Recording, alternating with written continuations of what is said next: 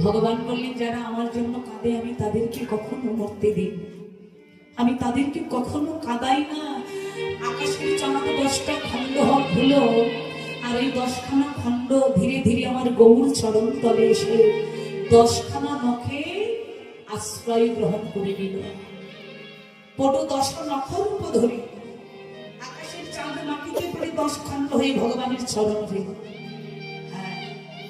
আকাশের চাঁদও অহংকার করেছিল, কিন্তু সেও পারে।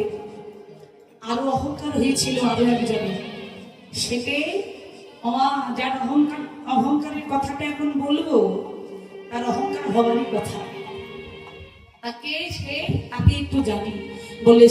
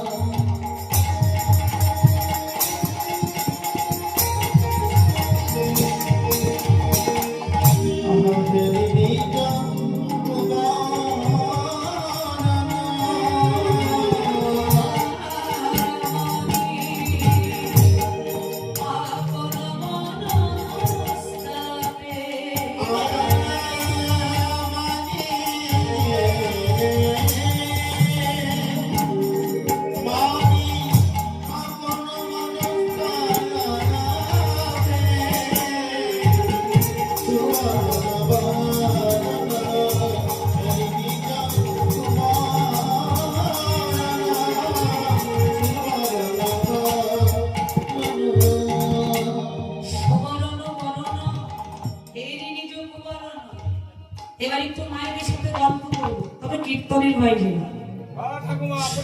মানে কি বলো?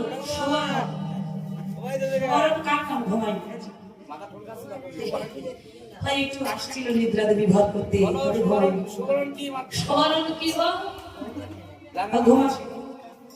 না ঘুমাই। আচ্ছা ঠিক আছে, সবরণ মানে মা শোনা, শোনা ঠাকুমা, তুমি শোনো, তুমি ঘুমাওনি, আমি দেখেছি তুমি টোল খাচ্ছিলে, ঘুমাওনি।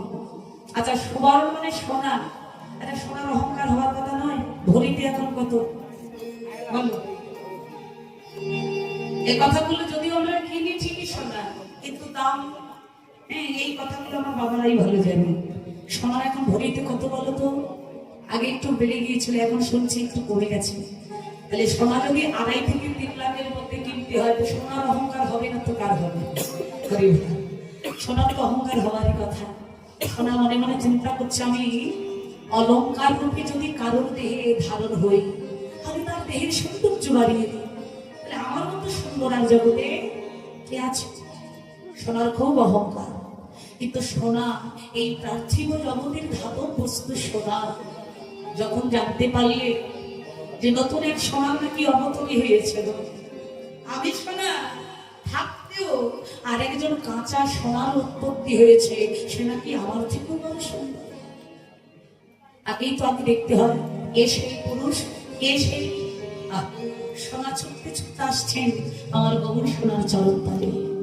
যেই না গৌর সোনার চরণ তলে এসে দাঁড়ালেন, আর গৌর সোনার যেই না নিজ নয়নে দর্শন করলেন, সোনার সমস্ত অহংকার হয়ে গেল। আমি সময় আর কত সুন্দর, আমার আমার জগতের কাছে সময় আমার গৌর সোনা, সে যে শুধু সোনা নয় রে, সে যে আমার উপাসনা, আমার কাঁচা রসের খাঁটি সোনা, কাঁচা রসের খাঁটি সোনা। বলছে আমার ভেতরে খাল আছে, ভেজা আছে, কিন্তু আমার গৌর সোনাতে তো কোনো ভেজা নেই। আমায় যদি কোনো মানুষ সঙ্গে ধারণা করে, তার মান অভিমান ভাবে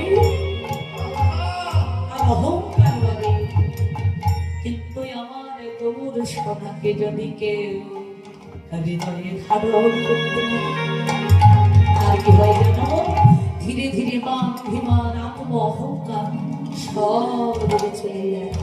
হৃদয় চিত্তে প্রেম ভক্তির উদয় হয়, যেটা থাকলে ভক্ত অনায়াসে ভগবানের চরণে যেতে পারে।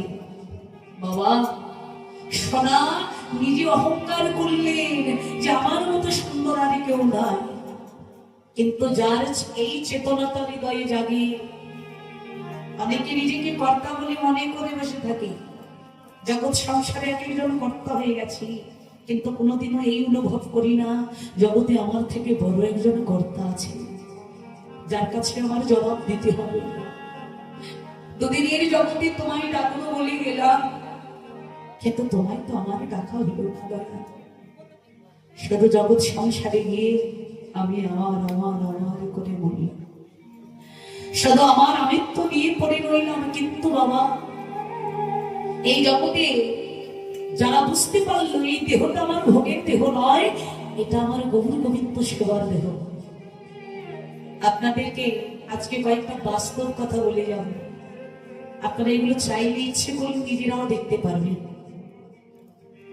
এখন বর্তমান ভক্ত সমাজে বৃন্দাবনে একজন বাবাজি আছেন, যার নাম হলো প্রেমানন্দ বাবা। মোবাইল সার্চ করবেন, এসে করবেন। তার সম্পর্কে যারা জানেন তারা জানেন, না যারা জানেন না একটু শুনে যান। ওই বাবাজির কিন্তু আজ থেকে 20-21 বছর হলো দুটো কিডনি ড্যামেজ।